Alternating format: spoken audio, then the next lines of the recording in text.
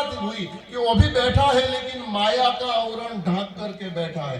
एक महात्मा पारसमणि लेकर के घूम रहा था। समझ पाओ पारसमणि, तो पारसमणि का गुण क्या होता है? लोहे को इड़ा टच करो तो लोहा सोना बन जाता है। तो वो लोहे की पटरी में, लोहे की डिब्बे में पारसमणि लेकर के गांव गांव घूमते थे और सबको बोलते थे कि मेरे पास पारसमणि है, मेरे पास पारसमणि है। लोग कहे क्या महात्मा जी आप हमको बना रहे हैं, लोहे के डिब्बे में पारसमणि, तो ये सोना क्यों नहीं होता? तब पारसमणि संत ने कहा था कि है तो पारसमणि, लेकिन मैंने उसको कपड़े से लपेट रखा है, उनके साथ टच नहीं होने दिया है। बस ये टच हो जाए उसका नाम ही, उसका अर्थ ही है साक्षात्कार। वो हमारे भीतर बैठा है लेकिन जग जाए, और वो जगेगा कैसे? गाने से जगेगा, ये आशीर्वाद से जगेगा, ये प्रार्थना से जगेगा। ये जगाने का यही तो रास्ता है। दानम स्वधर्मो नियमो यमश्च श्रुतंच कर्माणि सद्व्रतानि। हमारा भागवत ऐसा कहता है कि आप दान करोगे, ये जगाने का रास्ता है। उसमें आपका रुचि नहीं है, कोई तकलीफ नहीं। आपके पास धन नहीं है, कोई तकलीफ नहीं। धनवान हो तब भी भगवान मिलता है, ऐसी कोई शास्त्र में बात लिखी नहीं। सही, आप सब जानते हैं। वैसे तो व्यास जी ने, मेरे को बीच में बात याद आ गई तो बोल देता हूँ। व्यास जी ने एक बहुत बढ़िया प्रश्न किया है भागवत में। व्यास जी ने कहा कि भगवान किसको मिलता है, साक्षात्कार किसको होता है? भगवान मिलना मतलब वो तो है ही, प्रेजेंट ही है, लेकिन हमें दिख नहीं रहा है। हमारे आंखों के आगे, जैसे महेंद्र भाई ने बताया, आंखों के आगे पर्दा है जो माया का है।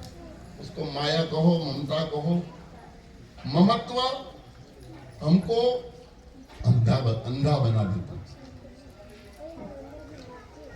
तो व्यास जी कहते हैं कि भगवान किसको मिलते हैं? क्या हमारे पास धन हो तो ही हमें भगवान मिले? नहीं, गलत बात। बिना धन वाले को बहुत को मिले हैं। तो व्यास जी ने ऐसे बहुत सी आइटम बताई है, मैं थोड़ा विवरण करूं। क्या अच्छा आचरण हमारे पास हो तो ही हमें भगवान मिलेंगे? नहीं, ये बात भी नहीं, थोड़ा हिल जाए ऐसी बातें। आचरण की भी भगवान को पाने के लिए आवश्यकता नहीं है, ऐसा व्यास जी ने कहा। मैं आपको दृष्टांत, उसका प्रमाण भी देता हूं। व्यास जी कहते हैं क्या हम बहुत बलवान हो गए तो हमें भगवान मिलेगा? अति बल से, बलवान से भी भगवान तो नहीं मिलता, बल से भी भगवान नहीं मिलता। बहुत बुद्धि होगी तो भी भगवान नहीं, बुद्धिवान को भी भगवान नहीं मिलता, धनवान को नहीं मिलता, पढ़े लिखे आदमी को, बुद्धिवान को भी नहीं मिलता, बलवान को भी नहीं मिलता, गरीब को भी मिल सकता है। भगवान के लिए कोई बहुत सुंदर श्लोक लिखा है व्यास जी ने कि व्यागस्य आचरणम ध्रुवस्य च वयो अनिविद्याम गजेंद्रस्य का। व्यागस्य आचरणम, वैसे आचरण तो आवश्यक है, ऐसा मत समझ लेना कि कोई आचरण करने की पुण्य द्वय मना कर रहे हो, ऐसी बात नहीं। आचरण ही हमें ईश्वर के पास पहुंचा सकता है। लेकिन एक अर्थ में व्यास जी यहाँ पे जो कहना चाहते हैं कि प्राची के पीपल के नीचे बैठे हुए प्रभु को, भगवान श्री कृष्ण को बाण मारने वाला वो भील, उनके पास कहाँ आचरण था, फिर भी उनको भगवान मिले। तो उसका अर्थ ये ऐसा मत निकाल। वैसे आचरण तो आवश्यक ही है, क्योंकि आचारात परमो धर्म, वेद ऐसा कहता है कि आचरण ही परम धर्म है। बिना आचरण के और बिना आचरण के उनकी कोई वजूद भी नहीं होती है। हम खुद गुड़ खाते हो और दूसरे को खुद गुड़ छोड़ने को बोलेंगे तो उसका असर नहीं होगा। ये साधु संतों की, महापुरुषों की वाणी हमारे हृदय में उतर जाती है। क्यों? क्योंकि उन्होंने खुद उतारा है, फिर आपको बोला है, और वो संत के शब्द हमारे कान से हमारे हृदय में जाएंगे तो वो भीतर कुछ हलचल बली मचा देता है, क्योंकि वो आचरण करके बोल रहे हैं। वैसे बात में मैं बात, एक रामचरितमानस की बहुत सुंदर बात मुझे याद आ रही है। वनवास के दरमियान राम लक्ष्मण वन में सीता जी के साथ, एक दिन लक्ष्मण जी कुछ फल फूल लेने गए और जानकी जी और रामचंद्र जी कुटिया में बैठे थे। पंचवटी में एक घटना घटी। सीता जी ने राम जी को कहा कि प्रभु, ये आपके चरण, ऐसे तो हमारे लिए तो आप प्रभु हो, लेकिन देखिए मेरा चरण और आपके चरण। सीता जी ने राम जी को कहा कि अब थोड़ा शाम हो गया तो आपसे अच्छा मेरा चरण दिखता है, क्योंकि सीता जी थोड़ा कोला था, थोड़ा उजला था, और भगवान राम तो शाम है। तो राम ने कहा नहीं सीते, मेरे चरण से मेरे चरण अच्छे हैं, सुंदर दिखते। अभी दोनों में बात छिड़ गई। राम जी कहते हैं मेरे चरण सुंदर है, सीता जी कहते हैं मेरे। अभी इसका निर्णय कौन दे? अब सीता जी ने कहा अभी लखन को आने दो, लखन को पूछ लेते, वो जो बताएगा वो मानना पड़ेगा। हमने कहा ठीक है। इतनी देर में लखन जी आ गए और लखन जी को राम ने कहा कि तेरे भाभी ऐसी कह रही है कि उनका चरण सुंदर है, मेरा चरण थोड़ा इससे कम सुंदर है, तो अब तेरे निर्णय देना है तुझे। बताओ हमारे दोनों चरणों में से किसका चरण सुंदर है? लक्ष्मण जी हैरान हो गए। लक्ष्मण जी ने सोचा कि ये तो बहुत बड़ा धर्म संकट आ गया। यदि राम का चरण सुंदर कहूं तो भाभी जी को ऐसा लगेगा कि आखिर तो उनका भाई ना, वो तो पाटली बदलू हो गया, मेरे ऊपर बहुत बड़ा इंतजाम वो लगेगा।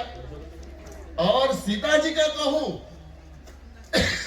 तो राम जी कहेंगे कि मेरा भाई होते हुए पाटली बदल दी। राम जी भी मेरे पे ब्लेम कर सकते हैं। अब धर्म संकट में लक्ष्मण जी आ गए। बहुत सुंदर यहाँ पे लक्ष्मण जी उत्तर देते हैं। लक्ष्मण जी ने राम जी के चरण दिखाते हुए सीता जी के चरण की ओर अंगुली की कि आचरण बहुत सुंदर है। सीता जी खुश, सीता जी ने तालियां बजा दी। सीता जी ने कहा देखो स्वामी, देखो लक्ष्मण जी ने कहा कि ये चरण से ये चरण बहुत सुंदर है। लखन भैया कूद करके बोलने लगा भाभी जी मैंने ऐसा नहीं कहा, आप गलत समझ रही है। बोले तो क्या कहा? बोले आचरण से आचरण सुंदर है। मतलब बोले ये चरण राम जी के चरण यहाँ पे है, इसीलिए आपके चरण की कीमत है। ये चरण ना हो तो आपके चरण की कोई कीमत नहीं है। राम जी ने कहा देखा तुझे, ये आखिर तो मेरी बात हुई ना। अब लखन लाला ने कहा भैया क्षमा करियो, आपकी बात भी मैं नहीं कर रहा हूँ, आपकी बात नहीं कर रहा हूँ। राम ने कहा तो फिर क्या कहा? बोले मैंने तो ये कहा कि आप दोनों में आचरण है, इसीलिए आप दोनों का चरण सुंदर है। समझ में यदि बात आ जाए तो ये चरण वाली बात है, आचरण वाली बात है। मैं कहने का मेरा तात्पर्य, आचरण तो हमारे जीवन में होना ही चाहिए। लेकिन यहाँ पे व्यास जी ने जो बात बताई है, व्याघस्य आचरणम ध्रुवस्य च वयो, और विद्याम गजेंद्रस्य का, हम विद्वान हो विद्यावान हो तो ही भगवान मिले, ऐसी कोई बात नहीं है। बगैर विद्या वाले भी भगवान को पा लिया है। गजेंद्र भागवत जी में कथा है, गजेंद्र नामक हाथी कोई कॉलेज में पढ़ने नहीं गया था, उसके पास कहाँ है अक्षर ज्ञान, फिर भी उस गजेंद्र को भगवान श्री हरि मिले हैं। व्याघस्य आचरणम ध्रुवस्य च वयो, हम वयवान हो उम्र लायक बने तभी भगवान मिलेंगे, ये बात भी गलत है। ध्रुव जी के पास कहा वही थी, 5 साल में ध्रुव जी को भी परमात्मा मिला है। व्याघस्य आचरणम ध्रुवस्य च वयो विद्याम गजेंद्रस्य का, कुलम का विदुरस्य यादव पते, हम कुलवान होंगे तो ही भगवान मिलेगा, ये बात भी गलत है। कोई भी कुल में हम हो, अच्छा कुल में होगा तो ही भगवान मिलेगा, ये बात गलत है। कुलम का विदुरस्य यादव पते, विदुर जी के पास कुल कहाँ था? ये तो क्षुद्र जाति के थे, दासी पुत्र थे, फिर भी उनकी कुटिया पे प्रभु गए हैं। गंगा के किनारे पे पर्णकुटी बना करके विदुर जी रहते थे और भगवान 56 भोग का त्याग करके खुले पैर नंगे पैर दौड़ते हुए विदुर की कुटिया में गए थे। कथा तो आप सब जानते हैं। विदुर जी भगवान के परम भक्त थे। सुबह 3 घंटा, दोपहर 3 घंटा, शाम 3 घंटा भगवान के भजन में लीन रहते थे। कौरव पक्ष के सलाहकार मंत्री थे, महामंत्री थे। वो मंत्री पद होते हुए भी राजमहल का त्याग करके पर्णकुटी बना करके गंगा के किनारे में, गंगा के तट पे रहते थे। और साग की भाजी, कांजलियानी भाजी, लाल छोटी भाजी आपने कही, साग की भाजी खाते थे और सुबह दोपहर शाम तीनों टाइम भगवान के भजन में लीन रहते थे। 3-3 घंटा भगवान के भजन में रत हो जाते थे। एक दिन ऐसी घटना घटी थी विदुर जी के जीवन में। भजन थोड़ा शांत हुआ और विदुर की पत्नी नाम सुलभा बताया भागवत में। सुलभा ने विदुर जी को कहा कि स्वामीनाथ, हमारी शादी को कितनी साल हुई? बोले अभी इस टाइम तेरे को हमारी शादी की याद आ रही, इतने साल बीत गए। बोले नहीं, ऐसे ही पूछ रही। बोले काम क्या है? बोले नहीं ऐसे ही, वो बहुत साल हो गई, मुझे याद नहीं कितना साल हो गया, लेकिन बहुत साल हो गई। बोलने बात क्या है? बोले इतने साल से ब्याह करके मैं आपके घर आई हूं, आज तक मैंने आपसे कुछ मांगा क्या? मांगने की बात आई। विदुर जी समझ गए कुछ मांगना चाहती है। विदुर जी ने सुलभा को कहा, देवी एक वरदान नहीं 2 वरदान मांग ले। अभी घर में एक तक का खाना नहीं और सुलभा को बोलने लगे कि एक नहीं 2 वरदान मांग ले। ये भक्ति का पावर है। હું હાથને મારા ફેલાવું તો તારી પ્રભુતા દૂર નથી। અમારો નાઝીર લખે છે ભાવનગર, ગુજરાતી में है। मैं अपने हाथ को फैलाऊं तो तेरी प्रभुता दूर नहीं, હું હાથને મારા ફેલાવું તો તારી પ્રભુતા दूर નથી, પણ હું માંગુ ને પછી તું મને આપે એ વાત મને મંજૂર નથી। મારે જોવો છે તને પણ તારે દેખાવું નથી। મારે જોવો છે તને પણ હવે તારે દેખાવું નથી। હવે કરી ले फैसलो का हूं नहीं ने का तू नहीं। ये मस्ती है भक्ति की। तो उस नाते विदुर जी ने कहा एक नहीं 2 वरदान मांग ले। उस वक्त सुलभा रो पड़ी। सुलभा ने कहा स्वामीनाथ, मुझे 2 वरदान नहीं चाहिए, सिर्फ एक ही वरदान चाहिए।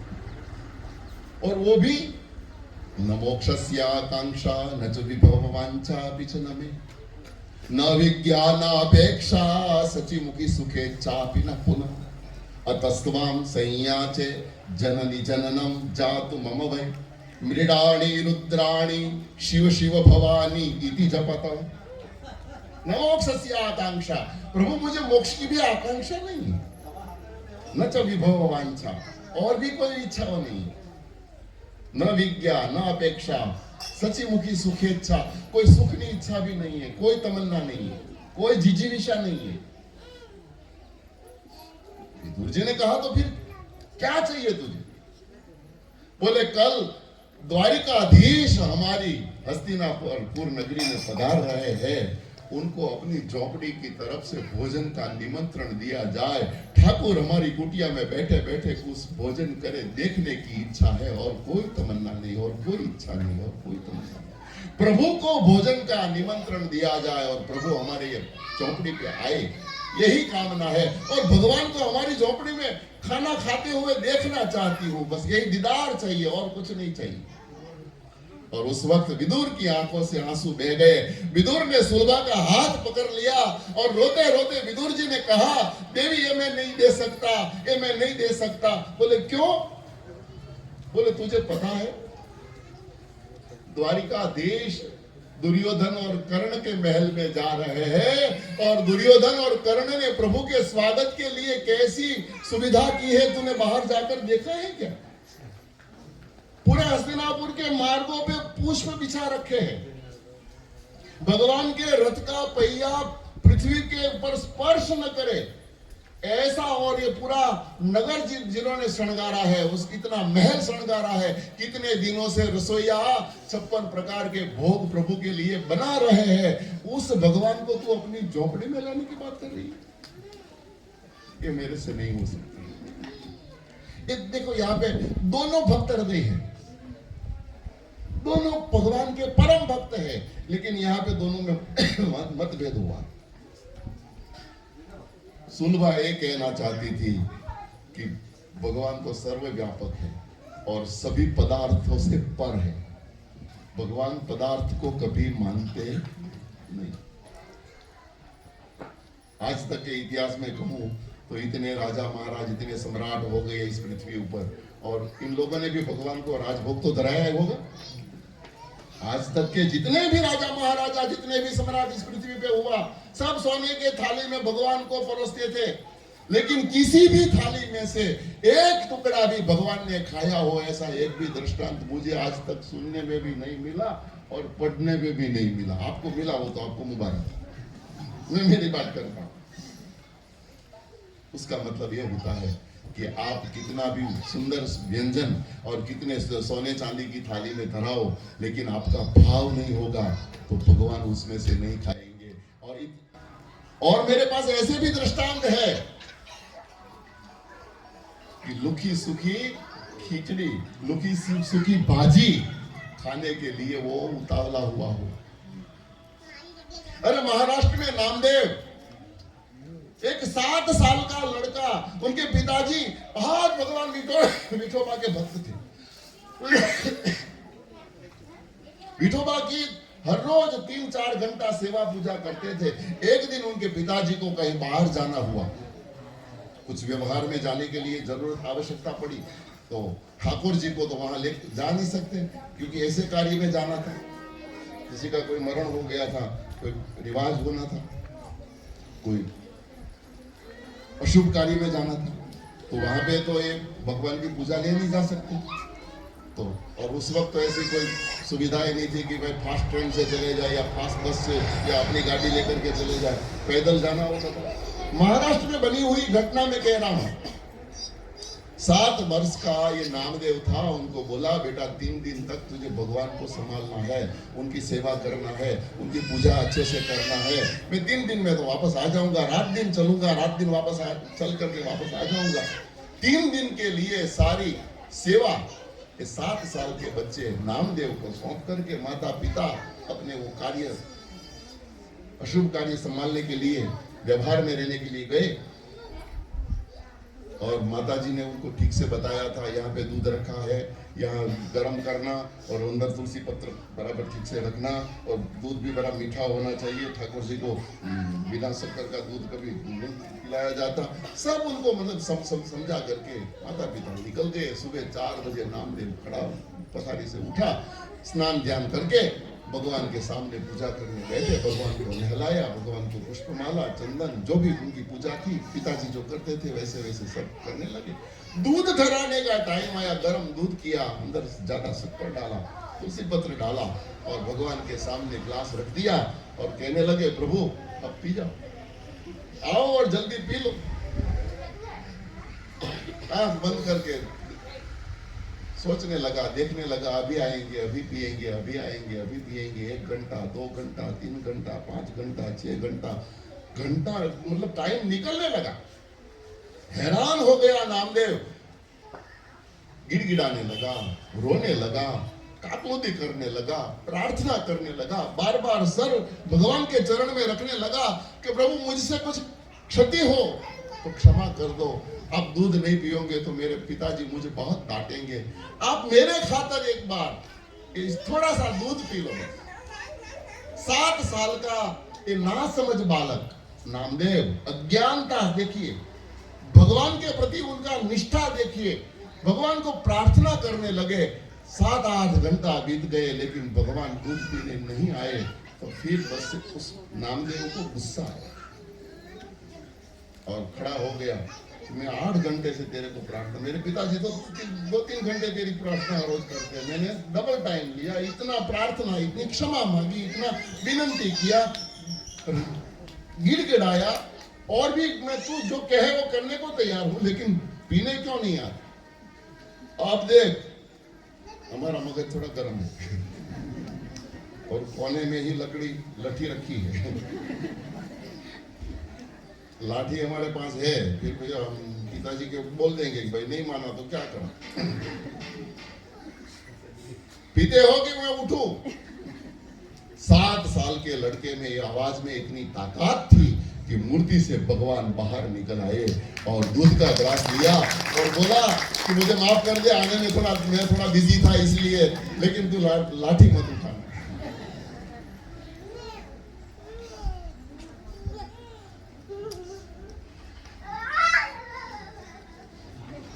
दूध पीते पीते भगवान ने नामदेव को कहा था, दूध पीते थे भगवान और नामदेव ने भगवान को कहा कि प्रभु अभी 2 दिन बाकी है, कल से इतना टाइम मेरे पास नहीं है, कल तो मैं लाठी लेकर के ही बैठूंगा। ये बनी हुई सत्य घटना है महाराष्ट्र। और दूसरे दिन तो नामदेव पूजा करने बैठा ना, वो स्वयं सामने आ गया, वो अपने आप स्नान करने लगा, बोले दूध जल्दी लाओ, मेरे को लाठी का बहुत डर लग रहा है। 3 दिन तक नामदेव ने प्रभु की पूजा की और चौथे दिन पिताजी आए। पिताजी के मन में बहुत वो था, माताजी ने आकर के पहले सीधा वही ठाकुर जी का ही हालचाल पूछा कि बेटा तूने ठीक से पूछा तो की, ठाकुर जी को कोई कमी तो नहीं रखी, ठाकुर जी को दूध तो बराबर देता था, ठाकुर जी को पूजा बराबर हुआ ना, उनको संतुष्ट किया ना?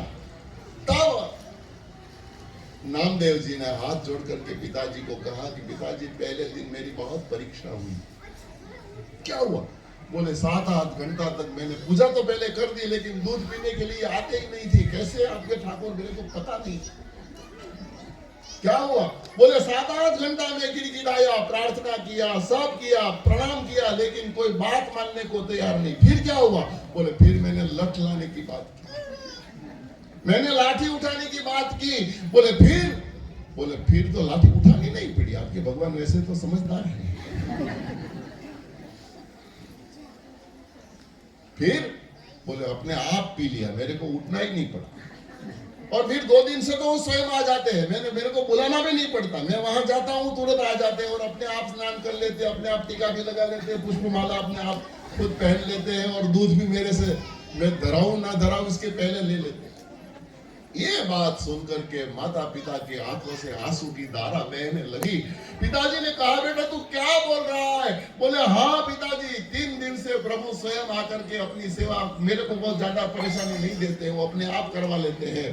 उस वक्त पिताजी ने उस पुत्र के चरण में अपना हाथ डाल दिया और कहा कि बेटा इतने सालों से मैं भक्ति कर रहा था, आज तक मुझे चाची नहीं हुई, आज तक मुझे उनका दीदार नहीं हुआ। वो ठाकुर तेरे हाथों से सेवा स्वीकार कर रहा है, दूध पी रहा है।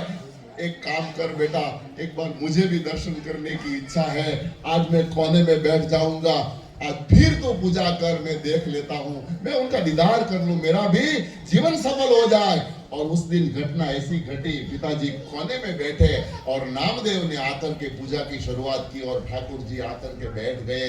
ठाकुर जी स्वयं पूजा स्वीकारने लगे। ये दृश्य देखकर के पिताजी के आंखों से आंसू बह गए। कहने का हमारा तात्पर्य मतलब ये है कि नामदेव नामक लड़का भगवान को हाथों हाथ दूध पिलाता था, इस बात का मुझे ठीक से पता है। लेकिन कितने हजारों राजा महाराजा सम्राट इस संसार में हो गए, लेकिन किसी के हाथ का एक पीस भी भगवान ने उठा करके खाया हुआ ऐसा एक भी दृष्टांत मुझे सुनने में भी नहीं मिला। विदुर जी ने सुलभा को कहा, सुलभा तू भगवान को अपनी झोपड़ी में लाने की बात कर रही है। सुलभा कहती है कि प्रभु पदार्थ से पर है, भगवान भावना देखते हैं, वस्तु को नहीं देखते। कर्मा बाई का खिचड़ा, हमारे राजस्थान की घटना, और मैं उस राजस्थान उस धरती पे गया हूँ, आज भी वो झोपड़ी है कर्मा की। तो अभी बहुत साल नहीं हुई, अभी कुछ 50 साल 70 साल हुई हो। कर्मा हर रोज खिचड़ी खिलाती थी, गरीब थी, उनके पास कोई मावा व्यंजन मिठाई बनाने का कोई वो नहीं था, खिचड़ी खिलाती थी। लेकिन एक दिन घटना ऐसी घटी कि वहां के लोग बता रहे हैं, आज भी आप जाओ राजस्थान में कर्मा की उस भूमि में, तो ऐसी घटना, कर्मा की देहांत हो गई और उनकी अंत्येष्टि हो गई। दूसरे दिन सुबह हर रोज 9 साढ़े 9 बजे कर्मा खिचड़ी खिलाती थी। सुबह का 9 साढ़े 9 बजा ना, तो एक छोटा बालक का रोने का आवाज आया। जो वहां के जो आश्रमवासी थे, जो झुपड़ी के अगल बगल संत रहते थे, वो सब ढूंढने लगे, अगल बगल आवाज आती है, कोई दिखता नहीं, क्या कर, कोई बालक रो रहा है, रो रो कर घंटों तक रोते थे, कुछ मिल नहीं रहा था। एक महात्मा के मन में आया कि ठाकुर शायद आते होंगे, लेकिन वो हमको दीदार देने नहीं मांगते, ऐसा लगता है, आप एक काम करो, खिचड़ी बना करके झोपड़ी में रख दो। और तभी से आज भी आप देखिएगा, कर्मा की खिचड़ी खाने के लिए आज भी ठाकुर राजस्थान में आते हैं। और यदि दराने में थोड़ा देर हो जाए ना, तो आज भी बालक के रोने की आवाज आती है। ये भया भई की बात है, ये सुना सुनी की बात नहीं है। कहने का तात्पर्य भाव, भगवान तक भाव ही पहुंचता है। हम कितने भी सुंदर शब्द भगवान के लिए उपयोग करें, लेकिन शब्द में भाव न हो तो भाव शून्य शब्द भी भगवान तक नहीं पहुंचते। और काली गैली भाषा में भी आप भगवान के सामने कुछ भी बोल देंगे तो भाव से बोलेंगे तो स्वीकार नहीं। और हमारा बोलो नाथ तो शब्द से भी पर है, ये तो पर ब्रह्म है, ये अनंत कोटि ब्रह्मांड नायक है, वो शब्द से पर है। वैसे मैं कभी कभी कथा में कहता हूं कि भगवान को कितनी भाषा आती होगी, इस संसार में कितनी भाषाएं हैं।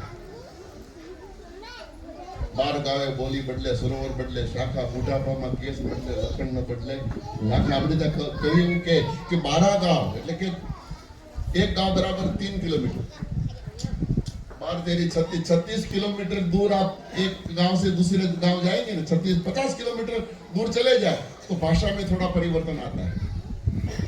हमारे गुजरात में ही कितनी भाषा है, ये हमारे दक्षिण गुजरात की भाषा, उत्तर गुजरात की भाषा, सौराष्ट्र की भाषा, कच्छ की भाषा है, तो पूरा गुजराती, लेकिन सबकी भाषा वो कच्ची बोला जाती है, वो काठियावाड़ी बोला जाती है, वो उत्तर गुजरात की भाषा और हमारे दक्षिण गुजरात की भाषा में भी कितना फर्क है देखो। और वैसे हमारी हिंदुस्तान की बात करूं तो 14 भाषा तो हमारे नोट के ऊपर लिखी हुई होती थी, अभी अभी निकल गई, लेकिन पुरानी नोट आप देखिए तो उसमें लिपि लिखी हुई है। 14 भाषा तो हमारी लिखित में है हिंदुस्तान की। ये तो मैं हिंदुस्तान की बात कर रहा हूँ, पूरे विश्व की भाषा आप देखिए। मैं अफ्रीका गया था, अफ्रीका में हब्सी भाषा है, लेकिन हब्सी में भी 72 प्रकार की हब्सी भाषा है। आप कौन से देश में, आप जाम्बिया में जाओगे तो वहाँ की भाषा अलग है, आप तांजानिया में जाओगे तो वहाँ की भाषा अलग है, आप युगांडा में जाओगे तो वहाँ की, सब है तो सब हब्सी ही बोलती है, कालिया लोग आप देखेंगे, लेकिन उनकी भी 72 प्रकार की 72। और इंग्लिश में भी देखिए आप, ब्रिटेन का इंग्लिश अलग है, यूएस अमेरिका का इंग्लिश अलग है, आप न्यूजीलैंड में जाएंगे, मैं सब देखा हूं, सब जगह पे घुमा हूं। तो कहने का हमारा तात्पर्य यह है कि भगवान कितनी भाषा सीखे हैं, भगवान को कितनी भाषा आती होगी। और सब प्रार्थना प्रे तो सब करते हैं, कोई भी धर्म हो प्रे तो करेंगे ही, प्रे माने प्रार्थना, हर जगह पे प्रार्थना है और हर एक की प्रार्थना भगवान सुनते हैं। तो हर समाज या तो हर देश अपनी अपनी भाषा में उनको प्रार्थना करते हैं। तो क्या भगवान को सब भाषा आती होगी? एक प्रश्न होता है, नहीं, भगवान भाषा से पर है, भगवान शब्द से भी पर है, तो सिर्फ भाव को देखो। गजेंद्र हाथी, मैंने अभी आपको बताया, गजेंद्र हाथी जव भर सूंड रही जब बाकी, एक जव भर सूंड बाकी होती, हाथी पानी में डूब रहा था। और जव तो कितना होता है, ये जव जितनी उनकी सूंड बाकी थी, सूंड भी उठा रखी थी। पूरा हाथी तो पानी में डूब गया था, मगर उनको खींच रहा था। और एक जो सूंड बाकी थी, उस वक्त हाथी ने प्रार्थना की थी। हाथी के पास शब्द कहाँ था, लेकिन पुकार था, और पुकार में भाव था। वो भाव भगवान तक पहुंच गया और भगवान वहां तुरंत प्रकट हो गए और हाथी को बचा लिया और उस झुंड को, उस मगर को मार दिया। भाषा से भगवान पर है, वैसे पदार्थ से भी पर है। हम भगवान को कौन सा पदार्थ धराते हैं, ये गौण है, लेकिन उस पदार्थ में हमारा भाव कितना है। तो यहाँ पे सुलभा और विदुर दोनों भक्त है, लेकिन दोनों के विचार में भेद आया। सुलभा कहने लगी कि भगवान तो भावगत है, वो भाजी भी खा लेंगे। उस वक्त विदुर जी ने कहा, देवी बात है तेरी सही है, लेकिन मैं मेरे लिए, मेरे भगवान को कोई तकलीफ होवे ऐसा कोई कार्य नहीं करूंगा। देखो ये भी भाव है, मैं मेरे लिए भगवान को तस्ती नहीं दूंगा, मैं उनको तकलीफ होगा ऐसा कोई। और विदुर जी ने तो ऐसा कहा कि सुलभा बाहर जाकर के देख, दुर्योधन और कर्ण ने भगवान के स्वागत के लिए क्या, भगवान का स्वागत वो इसलिए कर रहे थे, उसमें भी स्वार्थ था। महाभारत की कथा है, भगवान विष्टि करने के लिए, बातचीत करने के लिए आए, तो भगवान को पटाने के लिए, भगवान कौरव की ओर हो जाए, इसीलिए उनके बहुत दिव्य और भव्य स्वागत कर रहे थे दुर्योधन। तो ये बात यहाँ पे उल्लेख करते हैं विदुर जी। विदुर जी कहते हैं कि इतना पूरा हस्तिनापुर नगर को श्रृंगारा है और उस भगवान को झोपड़ी में लाने की बात करें, मेरे से नहीं हो पाएगा। दोनों के बीच पूरी रात झगड़ा इसी बात पे हुआ। आखिर तक विदुर जी निमंत्रण देने के लिए तैयार नहीं हुए। तब सुलभा ने कहा था कि स्वामीनाथ, आप निमंत्रण नहीं दोगे तो चलेगा, मैं अपनी तरफ से दूंगा, मुझे दूंगी, आप मुझे तो मना नहीं कर पाएंगे। मैं यहाँ से भगवान को प्रार्थना करती हूँ, हे द्वारिकाधीश, एक बार मेरी झोपड़ी में आकर के कुछ भोजन करते हुए मुझे तुझे देखने की इच्छा है, आजा, कुछ भोजन कर जा। ये प्रार्थना रात्रि को सुलभा ने की, भगवान ने सुन ली। सुबह दोनों भगवान के दीदार दर्शन करने के लिए राज्य मार्ग पे, जहाँ पे प्रभु, जहाँ से पास